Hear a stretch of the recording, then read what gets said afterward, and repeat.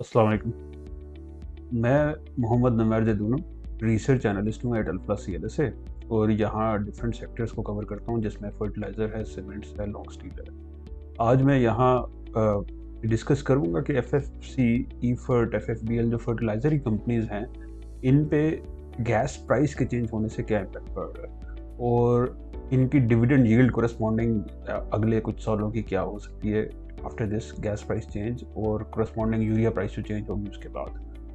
तो अब आपको सबको पता होगा कि 1-2 दिन पहले ईसीसी ने अप्रूव किया था गैस प्राइस इंक्रीज, जिसमें फर्टिलाइजर सेक्टर की फीड गैस प्राइस इंक्रीज करके 580 रुपीज़ पर MMBTU कर दी गई थी और फ्यूल गैस प्राइस जो है वो 1580 रुपीज़ पर MMBTU कर दी गई। ईफर्ट की N1 प्लांट की जो फीड गैस है वो अभी भी सब्सिडाइज्ड रेट पे दी जा रही है, लेकिन जो ईफर्ट एक्रू कर रहा है वो हायर रेट पे करेगा। तो पहले 510 रुपीज़ पे करता था एक्रू, अब वो बढ़ा के 580 रुपीज़ पे एक्रू करेगा, बीइंग प्रूडेंट।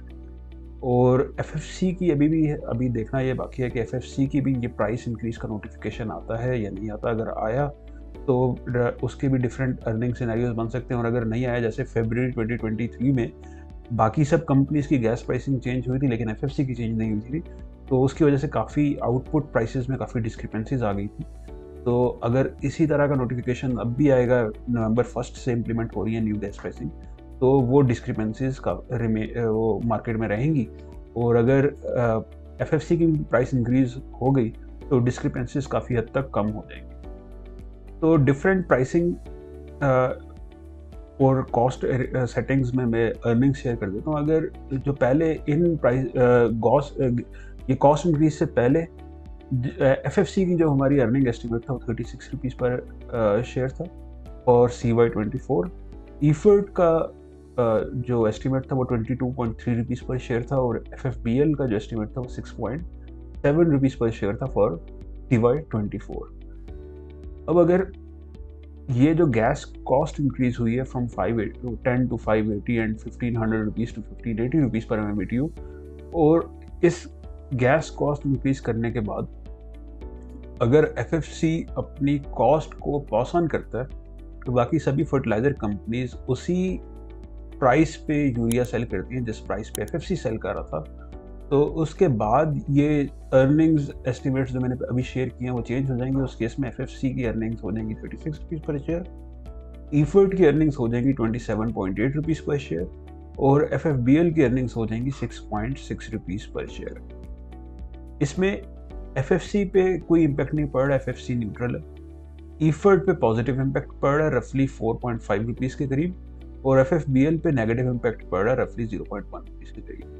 ईफर्ट पे पॉजिटिव इम्पैक्ट पड़ने की वजह यह कि ईफर्ट की कॉस्ट इंक्रीज कम है एज कम्पेयर टू एफएफसी, क्योंकि इसको कुछ गैस मिलती है अंडर पेट्रोलियम पॉलिसी और जिस उसका रेट चेंज नहीं हो रहा।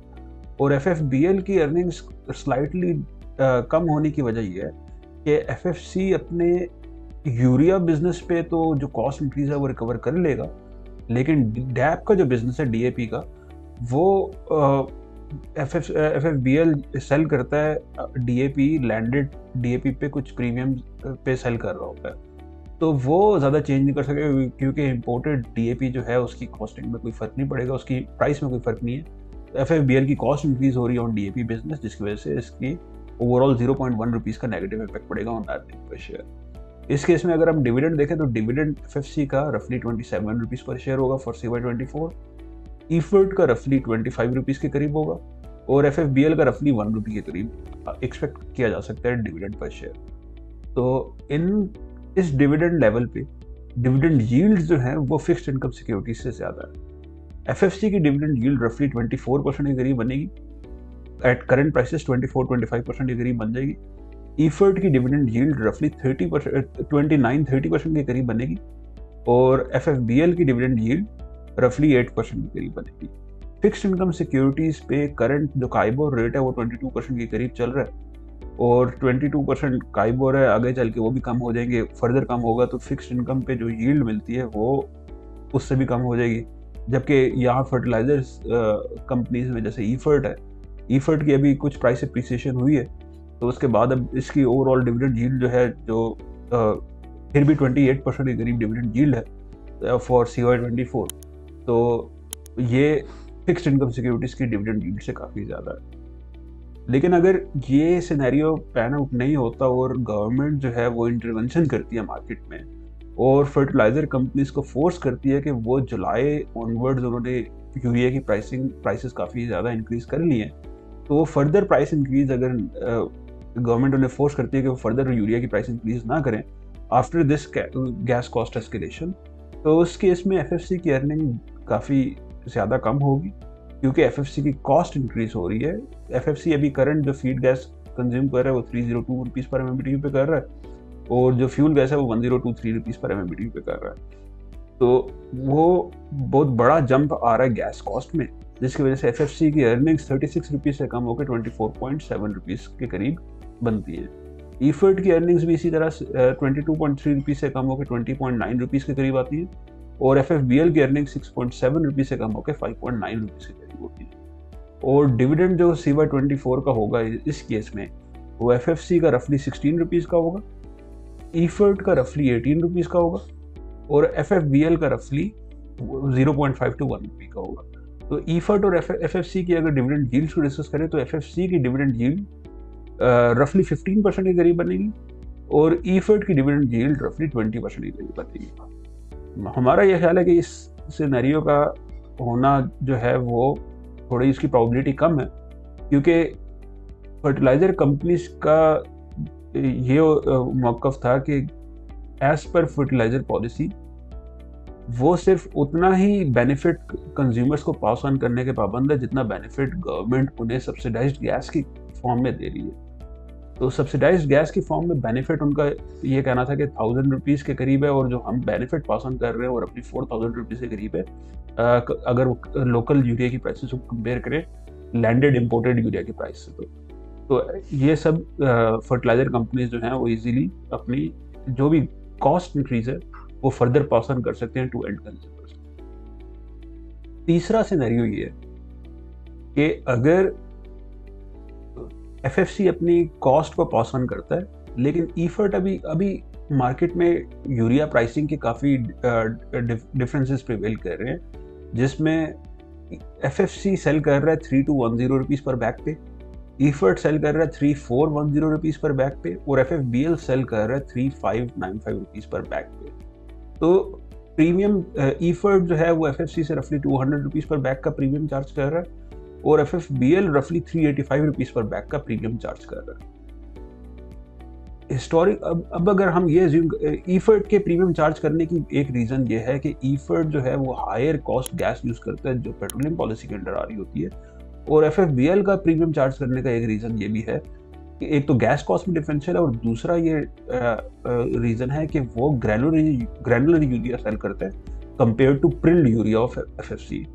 हिस्टोरिकली एफएफबीएल का जो प्रीमियम रहा है वो अराउंड 50 रुपीज़ पर बैग का रहा है। तो अगर हम ये ज्यूम करें कि आगे चल के एफएफसी जो है कॉस्ट पास ऑन कर देगा लेकिन ईफर्ट जो है वो फर्दर 200 रुपीज़ पर बैग का जो प्रीमियम जो अभी प्रिवेल कर रहा है यही कंटिन्यू करेगा फर्दर ऑन एफएफसी और एफएफबीएल जो है अपना प्रीमियम करके 50 रुपीज़ पर बैग पे ले आएगा जो हिस्टोरिक लेवल के करीब है। तो उस केस में अर्निंग्स एस्टिमेट एफएफसी, ईफर्ट और एफएफबीएल के 36 रुपीज़, 31 रुपीज़ और रफली 7 रुपीज़ के करीब बनते हैं।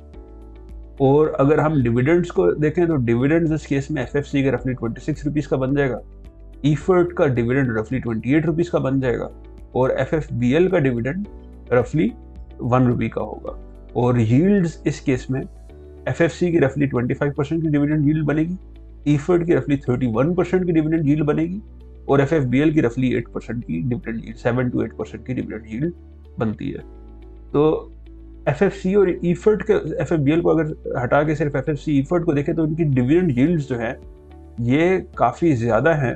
30% की डिविडेंड यील्ड जो है वो अगर कंपैरिजन करें फिक्स्ड इनकम सिक्योरिटीज से जो हमने पहले किया तो CY24 की फिक्स्ड इनकम यील्ड से काफ़ी बेहतर यील्ड्स ये फर्टिलाइजर कंपनीज ऑफर कर रही हैं in the form of dividend पेआउट्स। और फर्दर अगर गैस प्राइस में एफएफसी की गैस कॉस्ट इंक्रीज नहीं होती जैसे फरवरी 2023 में थी और सिर्फ ईफर्ट और एफएफबीएल की इंक्रीज होती है। Effort being prudent higher charge करते हैं, उसकी इंक्रीज नहीं हुई ऑन बेस प्लांट, लेकिन वो उस पर अगर नया रेट्स गैस के हम चार्ज करें तो इस केस में एफएफसी की अर्निंग तो चेंज नहीं होती, डिविडेंड यील्ड भी वही रहेगी। ईफर्ट की अर्निंग रफली 22.7 के करीब होगी और एफएफबीएल की अर्निंग रफली 6.3 के करीब होगी। अगर हम इन दोनों की 100 रुपीज़ यूरिया की कॉस्ट इंक्रीज प्राइस इंक्रीज करते हैं। एफएफबीएल की अर्निंग थोड़ी कम हो रही है, उसकी रीज़न ये है कि वो यूरिया जो पहले डिस्कस कर किया था कि यूरिया पे तो कॉस्ट इंक्रीज जो है वो रिकवर कर सकता है, लेकिन डीएपी बिजनेस पे कॉस्ट इंक्रीज जो है वो रिकवर नहीं कर सकेगा, जिसकी वजह से अर्निंग में थोड़ा सी डिटेरियोरेशन आ रही है।